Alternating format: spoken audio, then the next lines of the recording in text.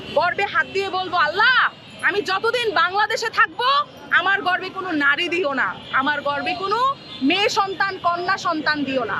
Doctor Mohammad Yunus sir বলেছিলেন স্বপ্নের বাংলাদেশ দেখাবেন, কিন্তু এটা আমাদের স্বপ্নের বাংলাদেশ। কি বাংলাদেশ উপহার দিয়েছে শুনবেন আপনারা? উপহার দিয়েছে 2000 টাকার বেশি নিয়ে রাস্তায় বের হওয়া যাবে না, সন্ধ্যাবেলা পুরুষ মানুষ ছাড়া কোনো নারী ঘর থেকে বের হতে পারবে না, হাজার হাজার ছিনতাই উপহার দিয়েছে, অনেক অনেক ডাকাতি উপহার দিয়েছে। আমাদের স্বপ্নটা একদমই বিপরীত ছিল। জনগণই পারে নতুন বাংলাদেশ করতে, কোনো ডক্টর মোহাম্মদ ইউনূসও পারে না, কোনো বিগত যেই সরকাররা ছিল তারাও পারবে না, শুধুমাত্র জনগণরাই পারবে। জুলাই অভ্যুত্থানের কতটুকু সুফল দেখতে পাচ্ছেন? আমি আবারও বলছি, যখন জুলাইয়ের আন্দোলনে যাই পিছন থেকে গন্ডগোল লেগেছিল, তখন ভেবেছিলাম এই বুঝি আমি শেষ। মনে মনে ভাবলাম দেশের জন্য মনে হয় প্রাণটা গেল, তারপরও বলেছি থাক কলমা পড়ে নিব, মরে যাব দেশের জন্য। কিন্তু যখন বেঁচে ফিরলাম তখন ভেবেছিলাম নতুন বাংলাদেশ দেখব, নতুন বাংলাদেশ গড়ব। কিন্তু তৎক্ষণাৎই দেখলাম এখন আমাদের যারা বাংলাদেশের দায়িত্বে আছে তারা আমাদেরকে কি বাংলাদেশ উপহার দিয়েছে শুনবেন আপনারা? উপহার দিয়েছে 2000 টাকার বেশি নিয়ে রাস্তায় বের হওয়া যাবে না, সন্ধ্যাবেলা পুরুষ মানুষ ছাড়া কোনো নারী ঘর থেকে বের হতে পারবে না, হাজার হাজার ছিনতাই উপহার দিয়েছে, অনেক অনেক ডাকাতি উপহার দিয়েছে। আমাদের স্বপ্নটা একদমই বিপরীত ছিল, আমরা বিপরীত কিছু হাতে পেয়েছি।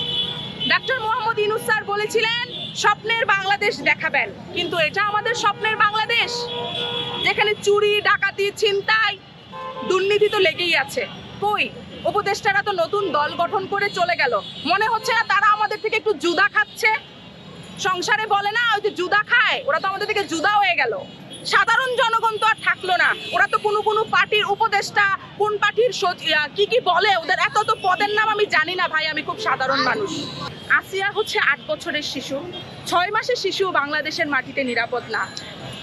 আমাদের বাংলাদেশে যে অনাগত শিশুরা আসবে, আমি একটা নারীর জাত, আমারও নিশ্চয়ই কোনো না কোনো একদিন সন্তান হবে। সেই সন্তান যখন আমি গর্বে নিব, আমি আমার গর্বে হাত দিয়ে বলবো, আল্লাহ আমি যতদিন বাংলাদেশে থাকবো আমার গর্বে কোনো নারী দিও না, আমার গর্বে কোনো মেয়ে সন্তান কন্যা সন্তান দিও না।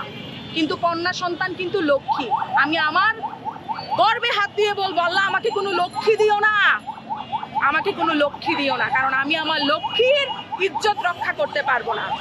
আরে ভাই, তোমরা যারা মনে করছো বোরকা পরলে ইজ্জত রক্ষা হবে, পর্দা করলে ইজ্জত রক্ষা হবে, আমাদের ধর্মে থেকে কোথাও বলা আছে যে ওই নারীটা যদি পর্দা না করে আমরা যে ধর্ষণ করে আসবো?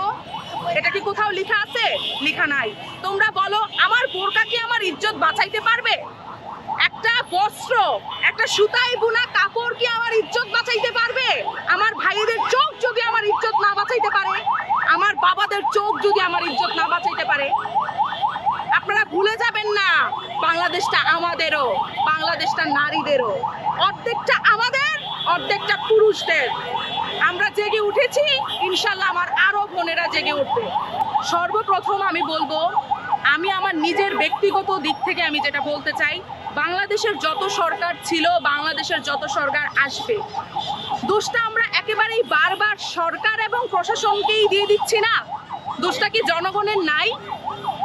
আপনার চোখের সামনে ছিনতাই হয়, আপনার কানে আসে একটা ধর্ষিতার চিৎকার, কিন্তু আপনি ঘর থেকে বের হচ্ছেন না।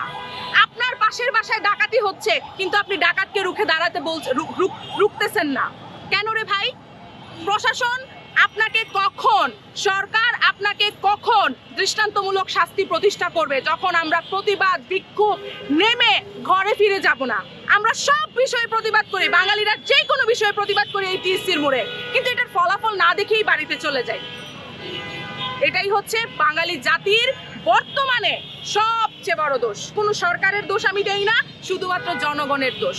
জনগণ রুখে দাঁড়াইলেই জনগণই পারে নতুন বাংলাদেশ করতে, কোনো ডক্টর মোহাম্মদ ইউনূসও পারে না, কোনো বিগত যেই সরকাররা ছিল তারাও পারবে না, শুধুমাত্র জনগণরাই পারবে।